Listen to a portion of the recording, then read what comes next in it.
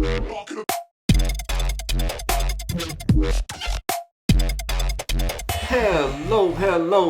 friends and family and friends. Welcome once again. It is time for the latest episode of Grover Takeover. I am so glad that you guys are right back here with me.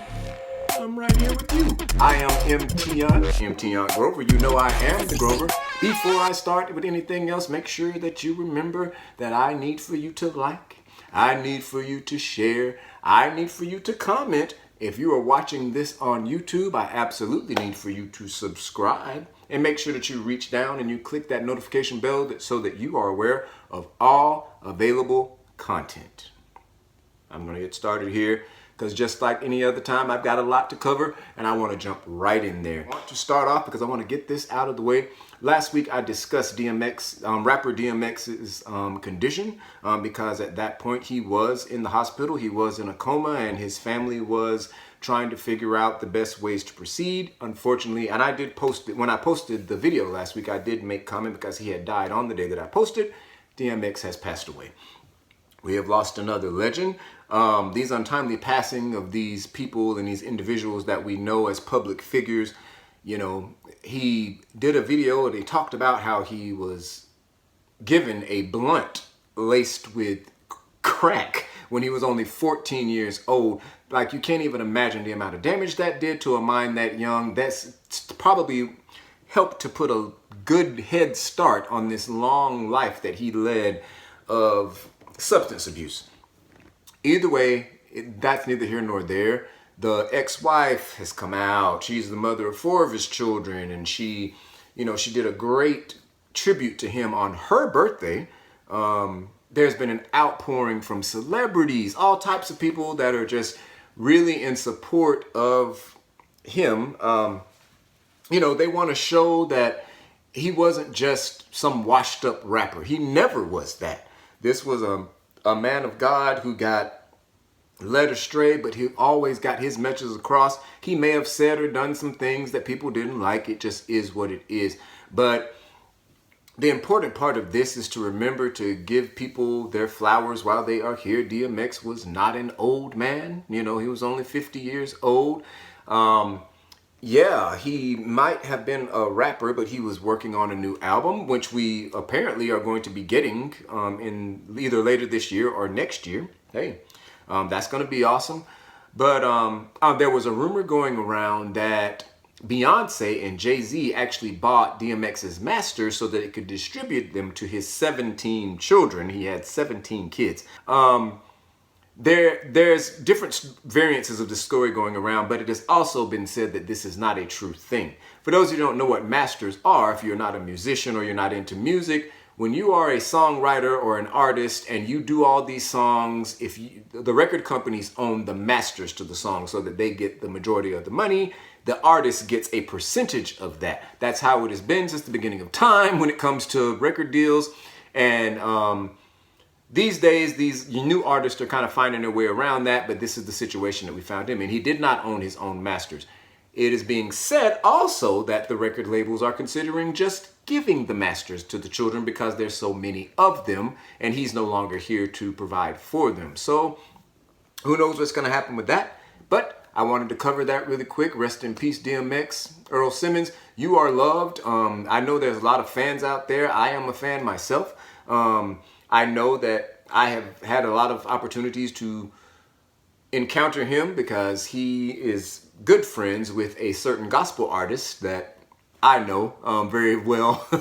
And yeah, so let's move on because I want to get on out of that heavy space and move on to the regular fun stuff that we do, the stuff I like to talk about. We're about to talk about the fact that the Stylist, Super Bowl 2004. Now, I briefly mentioned how Justin Timberlake apologized to Janet Jackson, Britney Spears, when the whole Britney thing came out and we learned about the conservatorship and all of that, and he apologized. But we have gotten a step further, so I had to bring this back. I had to bring it back again this week because the stylist, Wayne Scott Lucas, who was the stylist for the outfit that Janet wore for the 2004 Super Bowl, he has come forward Here we are 16 years later, and Wayne thinks he's got something to say. Excuse me, he goes by Scott Lucas. Doesn't matter. Who cares?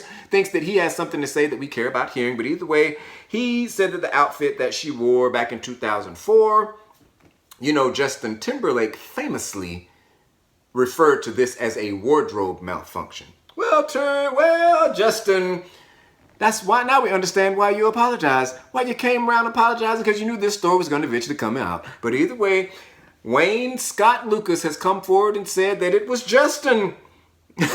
Justin who really was pushing to do something bigger and better and more than their performance. Reason why? Now this has not just come from the stylist. I've heard this from other sources as well. Justin was trying to outdo Britney, his ex-girlfriend, who he was so scorned and hurt over because they weren't together no more. Months before, Britney had done the whole kissing thing with Madonna and Christina Aguilera at the VMAs, and he wanted to upstage that. So they come up with these grand schemes, and they're trying to do all this stuff. Originally, the wardrobe malfunction was planned to be a pearl G-string thong kind of deal. He was going to step on the back of her outfit with his foot, and the bottom of the outfit would come off and reveal Janet's incredible butt with pearls dribbling all over it and things like that. I don't know if they decided that wasn't good enough, but either way, it is said from everything that I read and saw that days before, just literal days, a couple days before that stunt was supposed to be pulled off, they decided to go with the boob reveal. Now, Janet did she was wearing a piercing with a pasty attached to it, a huge thing that kind of covered her. And now, if you really focus in on still pictures and blow them up, you can see her nipple revealed, that kind of thing. But she was wearing this huge piercing pasty thing to cover up her nipple because it was a flash. If you remember, or if you've seen the video, it happened really quick. Either way, none of that is important. Wayne Scott Lucas had this to say, and this is a quote: "I wouldn't call it a wardrobe malfunction in a million years. It was the most functioning wardrobe in history. As a stylist, it did what it was intended to do." Now, this is my thing right here. He made it very clear that this was Justin that was pushing for this. Now, no one is to say that Janet Jackson was not in on it. Of course she was in on it. Janet Jackson is pop royalty, music royalty. Justin Timberlake can't walk up on her and rip her top down and her boob fall out and all this, and she don't know nothing about it. Of course she knew about it. This is my thing right here. They drag Janet Jackson like the hillbillies do down here in Georgia when they used to tie black people to the back of their trucks and drag them down the road and all that kind of foolishness that they do. They dragged her like she's just some slut, some whore, like she's just nobody, like she's not pop or music royalty, acted like she was just nobody. She's just some black girl that's like to show her titties around and stuff like that. Justin Timberlake didn't say a word. He sat his sorry behind around and just let her get dragged all over the place. And now, of course, Janet does not have time to be bothered with y'all. She is a Jackson. It don't matter what you say. She took it. She took all of it. She let it all happen. She never once said, "Hold it, this was me and Justin." No, she just let herself be dragged. That's fine that she took that stance. What is not fine, Justin Timberlake, is that you took the same stance. Who are you to sit by and let this woman just get dragged around? Oh, middle America. Oh, they acted like I said in the video last time I talked about this, like she just got up there and just busted it open like Hustler magazine, like you were in the strip club and just saw everything exposed. He sat right by and let all this happen, and this woman didn't say a word, and now here you come apologizing 16 years later, and then we turn around and find out it was all your idea in the first place, and you never said a word. Now people are questioning and saying, "Oh, why didn't Justin say something? Why this, that, and the other?" Because he's a punk, because he was scared, because he was more concerned about his image and his career than he was about the fact that he was letting this woman get blasphemed and just dragged and talked about as if she was the worst thing ever. That's my thing. You like to hippity hop and doo-wop, shoo-bop around with the blacks so that because that's what made you popular. Be very clear that you used to be in the group NSYNC, a pop group, When Justin started writing music for NSYNC, their whole style changed because he writes R&B songs. He used that group to launch his solo career, which has been nothing but R&B. Don't nobody care you did that song for the Troll movie. It was the first, Don't Fight the Feeling. That is the first pop song he's ever released a day in his life as a solo artist. The very first one. Nobody cares about that. You are an R&B artist. Be clear, you're an R&B artist who has been acknowledged by the Soul Train Awards, who has been nominated in multiple categories that are R&B category awards, so you can hippity hop around with the black people, but you're not down for the struggle. So when it all went down, you sat by and let Janet just be tied to the stake and burned in the pyre like the witches back in the old days, and just let all this happen to her and never opened your mouth to say a word. You are sorry. We are never going to forgive you. You might as well not even think about putting out another album unless you have defiled our Janet and did not take up for her. Let me move on from that, because I don't have time to keep on talking about Justin Timberlake, because that was just like, that's crazy. Now, I know why he did it.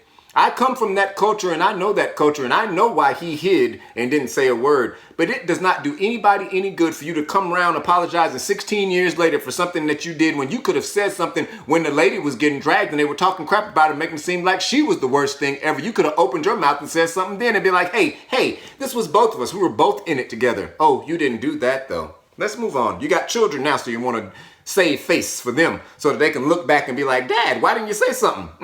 We're going to see what you say, what you're going to say when they ask you. I need to move on to Dwayne "The Rock" Johnson. Dwayne "The Rock" Johnson for president, y'all. The Rock wants to run for president, y'all. He wants y'all to know it.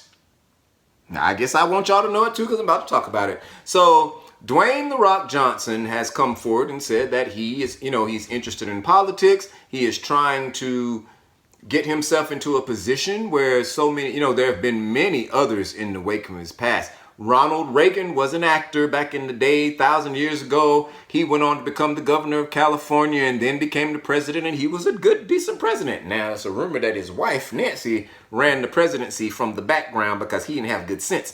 And but either way, that's neither here nor there. Clint Eastwood, actor, went on to become a politician. Arnold Schwarzenegger, not even from this country. Not even. But hey, actor, went on to become the governor of California. Doesn't matter. And then, of course, there is the Orange Ranger. Is there a pink Teletubby? An orange Teletubby? I'm going to Google it and find out, and I'll just refer to him as that. But anyway, the Orange Ranger, a whole reality star, became president, and now everybody thinks they can be president. Now, there is nothing wrong with The Rock thinking that he can be president. Clearly there's not, because 46% of people polled said that they would vote for him. So he might stand a good chance. This is my thing right here. We have seen what happens. The presidency is not for play. It's just not. We have seen what happens when you put somebody there who does not know what they are doing. Even when George Bush was president, y'all know they used to drag George Bush so bad and talk about him so bad, he at least had his dad. He could call his dad and be like, hey, what am I supposed to do? He was surrounded by people who could help him, who were real politicians. Rock, stay on the screen. Go back and make a special appearance every once in a while in the wrestling ring. Leave the politics to the politicians. It has become very clear that the presidency is not something to be played with. You can't just put anybody up there. Somebody who does not know what they are doing can cause us to end up in a whole pandemic with the whole country shut down, with a whole world shut down, with a whole lot of foolishness going on, and then blame it on somebody else. Just is what it is. You are not equipped. We are seeing right now in just these short few months with a president who has been a politician for 50 years almost, and a vice president who put her whole life aside. Be clear, Kamala Harris don't have no children. There's a reason for that. She put her career before all of that. The whole children, marriage, all this stuff.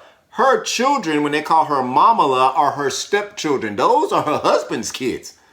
We have two politicians and an administration in place that know what they are doing. That's why things are getting better so quickly, because of the simple fact that we have somebody qualified to do the job. Everybody can't just be the president. I can't send my cat Noah over there to be the president. Kermit the Frog can't just be the president. I can't just show up there and be the president. I don't know what I'm doing. So I need you to understand that that's nothing to play with. You can't just decide, Rock. Yeah, wonderful. You went from wrestling to being a huge blockbuster movie star. Congratulations. Stay in your lane. What do you know about politics? What are you going to be able to do to help everybody in all these different positions? What experience do you have? We tried it. We played with it. They wanted Donald Trump to be president so bad because they thought he was going to do something great for the economy. He did great for himself and didn't care nothing about y'all and showed you that this was not a good idea. Let's not go through this again. Just because he's popular and you like the way he looks and you like to smell what The Rock is cooking and all this other stuff. Do what you do and then let the politicians do what they do. We need qualified politicians to be the president. And qualified, when I say that, I mean it does not matter whether you're Republican, Democrat, Independent, whatever you are. A qualified politician, someone who knows about politics, is the type of person that needs to be the president. Period. And that's all there is to that, and that's also all that I have to say about that. I do hope that you enjoyed this episode of Grover Takeover. Be very clear that I need for you to like. I need for you to comment. I need for you to share. If you're watching this on YouTube, make sure you subscribe and click the notification bell down south so you miss no available content.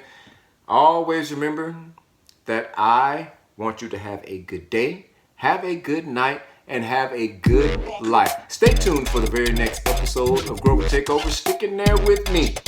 Either way, you guys make sure that you remember that I love you. You know I love you, and you stay tuned and get ready for the next episode of Grover Takeover. See you next time.